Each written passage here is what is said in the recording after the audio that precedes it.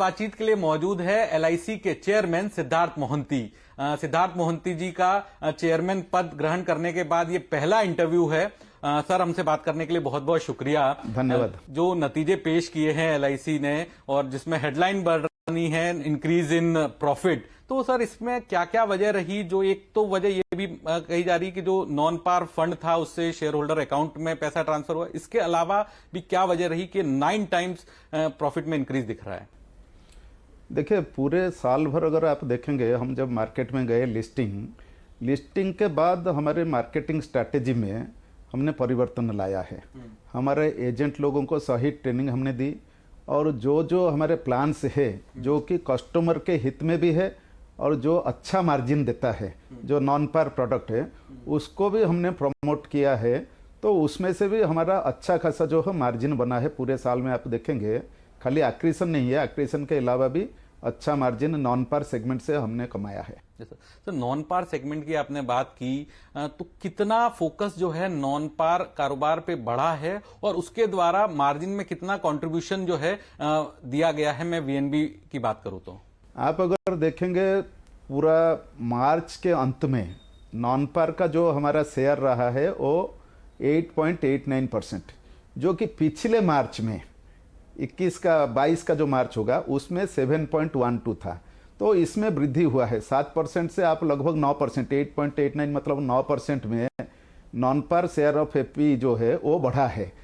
तो उसमें अगर आप जो पूछ रहे हैं कि नॉन पार का कितना योगदान रहा है जो वीएनबी मार्जिन में, हमारा जो इंश्योरेंस एलआईसी का जो हमारा जो एक्चुअल वैल्यूएशन हम कैलकुलेशन करते हैं, नॉन पार का जो है 50% से अधिक योगदान रहा है वीएनबी मार्जिन के लिए। तो वो एक अच्छी बात है और हम अगर फोकस करेंगे नॉन पार के ऊपर, धीरे धीरे मार्जिन भी बढ़ेगी। और नॉन पार एक अच्छी बात है कि ग्राहक के लिए भी सबसे अच्छा रहता है, क्यों? इसमें गारंटेड एडिशन रहता है, गारंटेड रिटर्न। ग्राहक को आज के तारीख में मालूम है, आज अगर मैंने पॉलिसी लिया, मुझे 15 साल 20 साल के बाद कितना मिलेगा आज से उसको मालूमात रहता है, सो दैट वो एक डिसीजन ले सकता है।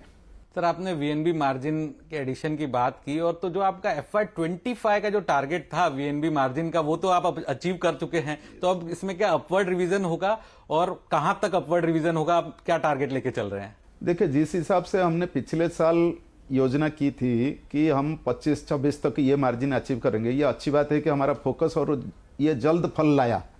हमारे एजेंट लोग और कस्टमर्स में तो हमारे ग्राहक लोगों को भी धन्यवाद दूंगा, जल्द फल लाया। अभी हमने 16.2% वीएनबी मार्जिन कर लिया, जो कि हमारा टारगेट था 25 के बाद। तो निश्चित रूप से आने वाले समय में भी आप देखेंगे हर साल हमारा इसमें बढ़ोतरी होगी। हर साल कम से कम 1-2% जो है वीएनबी मार्जिन, मेरा जो अनुभव रहा है और मैं पूरा विश्वास है मुझे कि निश्चित रूप से हर साल 1-2% का वीएनबी मार्जिन के ऊपर वृद्धि का लक्ष्य हमारा रहेगा और हम उसको निश्चित रूप से अचीव करेंगे। सर, केवल मार्च के महीने की बात करूं तो वहां पे जो फिगर थे, तो वहां पे देखा कि जो कुछ दूसरी कंपनियां हैं उन्होंने काफी ज्यादा परफॉर्मेंस किया और एलआईसी की उम्मीद से थोड़ा सा वैसा परफॉर्मेंस किया। तो जो बजट का अनाउंसमेंट था 5 लाख से ज्यादा की पॉलिसी वाला, उस पे एलआईसी ज्यादा इच्छुक नहीं था उस तरह की ज्यादा फोकस पे, क्योंकि दूसरी कंपनियों ने उसमें काफी ज्यादा जोर दिया। नहीं, ऐसी बात नहीं है। हमारा भी फोकस रहा है 5 लाख से जो ऊपर पॉलिसी है, हमारे एजेंट लोगों ने भी ज्यादा काम किया है। मार्च महीने में नॉन सिंगल प्रीमियम के ऊपर आप देखेंगे हमारा नॉन सिंगल प्रीमियम का शेयर मार्च में ज्यादा रहा सिंगल के तुलना में। सिंगल का थोड़ा सा डिप हुआ है, लेकिन उसका भी प्रतिशत जो है बहुत कम है। बाकियों की तुलना में हमारा लेस देन 1%, 0.4% जैसा होगा जो नंबर में 5 लाख वाला पॉलिसी, और प्रीमियम के तौर पर 3% के अंदर होगा, 3-3.5%। तो उसका प्रभाव जो रहा है बहुत ही कम रहा है, बहुत ही कम रहा है, इतना खास नहीं रहा है।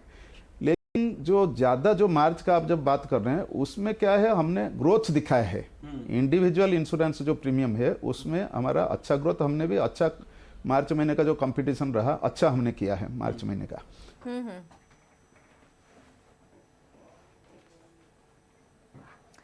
ठीक है, तो ये थे सिद्धार्थ मोहंती, एलआईसी के चेयरपर्सन, अपनी राय देते हुए नतीजों पर।